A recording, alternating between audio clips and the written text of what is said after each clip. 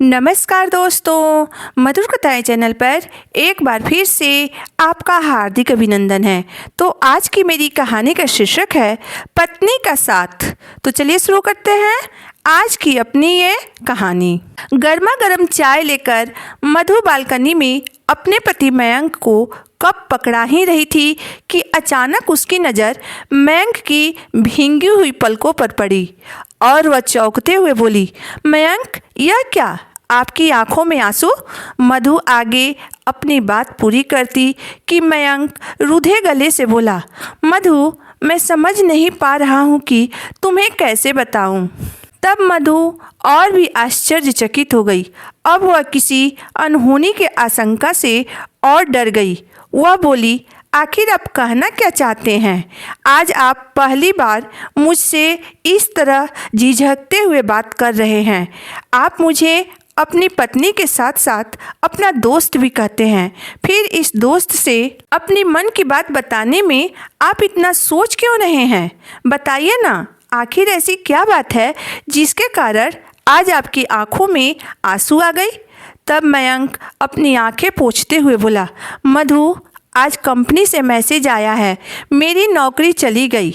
मैं तुम्हें बताया था ना कि हमारी कंपनी किसी और ने खरीद ली है और नया बॉस अपना घाटा दिखाकर कंपनी में छटनी शुरू कर दिया है।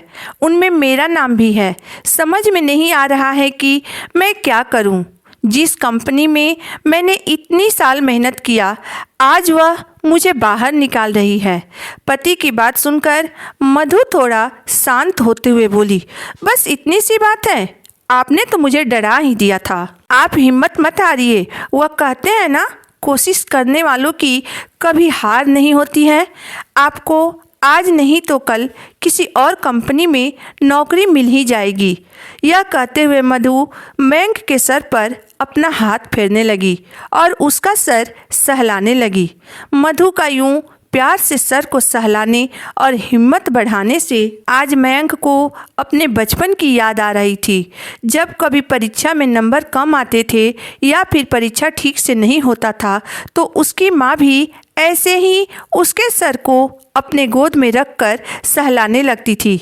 आज उसे ऐसा लग रहा था कि जैसे मधु के रूप में उसके सामने उसकी माँ ही खड़ी है और कह रही है, आप क्यों चिंता करते हैं, मैं हूं ना आपके साथ। तभी मधु उसे झकझोरते हुए बोली, आपके मना करने के बावजूद भी मैंने पिछले 7-8 महीने से अपने मोहल्ले के बच्चों को ट्यूशन पढ़ाना शुरू कर दी हूँ और अब तो हमारी पूरी सोसाइटी में लोग मुझे मधु मैडम के रूप में जानते हैं। और वैसे भी मैं आपके दिए हुए घर खर्च और अपने ट्यूशन से बैंक अकाउंट में भी अच्छा रकम जमा कर रखी हूँ।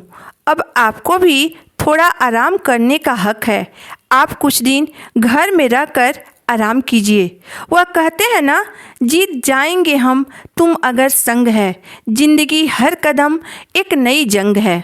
यह कहते हुए मधु ने थोड़ी अपनी आंखें मटका दी और कमर लचका दी तो मयंक भी अपनी भींगी हुई पलकें पोंछते हुए मुस्कुरा उठा और अपने जीवन साथी को अपने गले से लगा लिया और बोला, सच में मधु, तुम अगर मेरे साथ हो तो जीवन में मुझे कोई मुसीबत छू भी नहीं सकती है।